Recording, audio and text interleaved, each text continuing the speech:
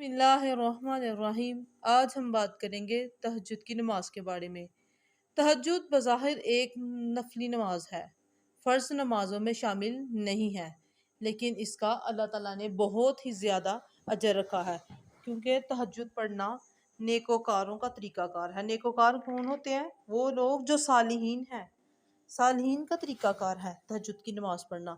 جتنی پابندی کے ساتھ تہجد پڑھے گا کوئی بندہ، اتنا ہی ہمیں اللہ تعالیٰ کا قرب حاصل ہوگا۔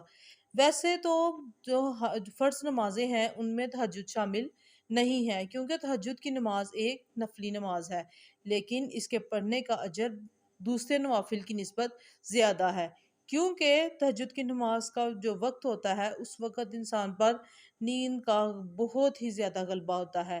اس وقت انسان کا اٹھنا، بستر کو چھوڑنا، اپنے جسم سے بستر کو جدا کرنا، یہ صرف اور صرف اگر جس کے دل میں اللہ تعالیٰ کی محبت ہوگی وہی یہ کام کر سکتا ہے کہ اپنی نیند چھوڑ کے، بستر نرم بستر گرم بستر چھوڑ کے، اور اللہ تعالیٰ کی عبادت کرنے کے لیے انسان اللہ تعالیٰ کی بارگاہ میں کھڑا ہو جائے۔ تو ویسے تو نماز بے حیائی اور برے کاموں سے روکتی ہی ہے، کیونکہ حدیث میں آیا ہے، لیکن تہجد خاص کر گناہوں سے روکتی ہے ہمیں۔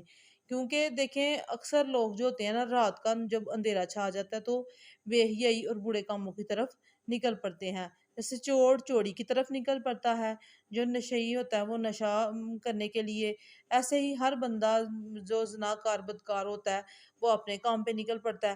لیکن جیسے لوگ رات کے اندھیرے سے غلط کام کرنے کا فائدہ اٹھاتے ہیں، ایسے ہی کچھ جو اللہ کے نیک بندے ہیں وہ اللہ تعالیٰ کی عبادت کرنے کے لیے وہ اس اندھیرے میں جیسے کہتے ہیں نا کہ چھپ کے اللہ تعالیٰ سے مانگو تو اللہ تعالیٰ زیادہ عطا کرتا ہے۔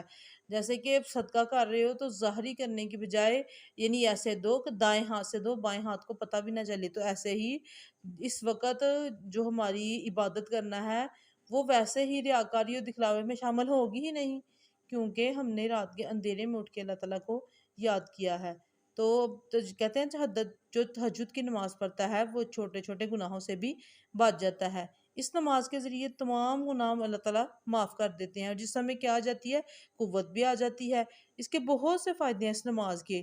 کہتے ہیں کہ اگر کسی کو شوق ہے تہجد کی نماز پڑھنے کا، لیکن اس کو یہ ڈر ہے کہ میں تہجد کے لیے نہیں اٹھ سکتا، تو اس کو چاہیے کہ وہ عشاء کی نماز پڑھنے کے بعد سونے سے پہلے ہی تہجد کی نیت سے نفل پڑھ لے، تو اللہ تعالیٰ اس کو ثواب عطا کر دیں گے۔ لیکن جو ثواب اسپیشل اس کے لیے اٹھنا ہے وہ تو نہیں، لیکن پھر بھی ثواب اگر حاصل کرنا چاہتا ہے، تھوڑا بہت اجر اللہ تعالیٰ اس کو ضرور عطا کریں گے۔